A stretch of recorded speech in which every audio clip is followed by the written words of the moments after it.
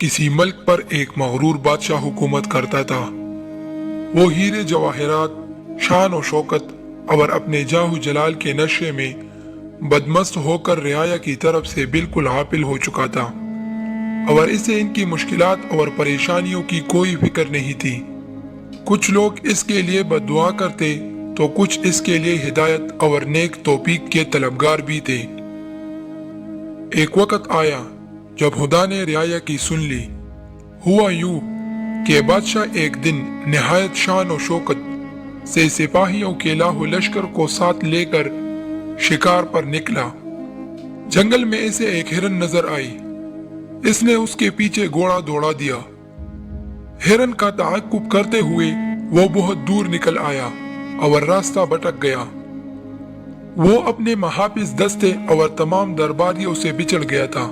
ادھر انہوں نے بادشاہ کو بہت ڈھونڈا، لیکن گھنے جنگل میں مایوسی کے سوا کچھ ہاتھ نہ آیا، اور یوں بھی رعایا کی طرح بادشاہ کی سپاہی اور درباری سب اس کی اکڑ اور غرور سے تنگ آ چکے تھے۔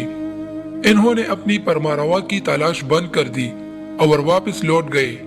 بادشاہ سارا وقت راستہ تلاش کرتا رہا، لیکن نہ تو اسے اپنے محل کی طرف جانے کا راستہ ملا اور نہ اس کے درباری۔ اس دوڑ دھوپ میں اسے پیاس لگنے لگی، مگر کہیں بھی پانی نہیں ملا۔ میلوں چلنے کے بعد اسے بہت دور ایک جھونپڑی نظر آئی۔ بادشاہ بہت خوش ہو گیا۔ اس نے سرپٹ گھوڑا دوڑایا اور جھونپڑی تک جا پہنچا۔ وہاں ایک بزرگ بیٹے عبادت میں مشغول تھے اور ایک طرف کونے میں پانی کا گھڑا رکھا تھا۔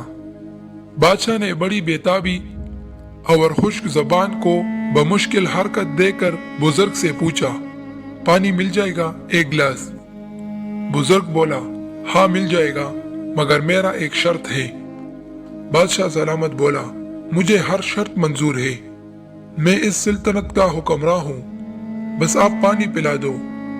بادشاہ نے بےتابی سے کہا، مگر اس وقت بھی اس نے اپنی عمارت کا احساس دلانا ضروری سمجھا تھا۔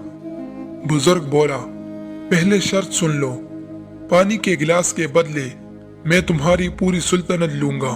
بزرگ نے درشتے سے کہا، پوری سلطنت ایک گلاس پانی کے بدلے؟ بادشاہ نے حیرت سے پوچھا۔ بزرگ نے کرہت لہجے میں کہا، ہاں منظور ہے تو ٹھیک، ورنہ یہاں سے چلے جاؤ اور مجھے عبادت کرنے دو۔ پیاس کی شدت سے بادشاہ کو اپنا دم نکلتا محسوس ہو رہا تھا۔ اس نے نڈال ہو کر کہا، مجھے منظور ہے، اب مجھے پانی دے دے۔ پانی پی کر بادشاہ کی جان میں جان آ گئی تو وہ بزرگ سے کہنے لگا، وعدے کے مطابق اب میں بادشاہ نہیں رہا، آپ میری جگہ بادشاہ ہو گئے ہیں۔ آپ میرے ساتھ محل چلے اور تخت سنبھال کر مجھے وہاں سے رخصت کرے۔ بادشاہ کی بات سن کر بزرگ نے مسکراتے ہوئے اور بے نیازی کے ساتھ کہا، جس سلطنت کی قیمت ایک گلاس پانی ہو، اس کی حقیر بادشاہت لے کر میں کیا کروں گا؟ یہ سن کر بادشاہ بہت شرمندہ ہوا۔ اسے اپنی اصلیت کا علم ہو گیا اور وہ جان چکا تھا کہ واقعی انسان کے پاس دنیا بھر کے خزانے ہو یا کوئی بڑی سلطنت، لیکن جب وہ مجبور ہو تو اس کی قیمت ایک گلاس پانی کے برابر بھی نہیں ہے۔ بادشاہ کے دل سے شان و شوکت اور اپنی عمارت کا سارا ذوق و شوق اور ہر آرزو گوئیاں جاتی رہی۔ اس نے خدا کا شکر ادا کیا کہ آج اسے ہدایت ملی۔ بادشاہ نے ایک اچھی حکمراں کے طور پر زندگی بسر کرنے کا فیصلہ کر لیا۔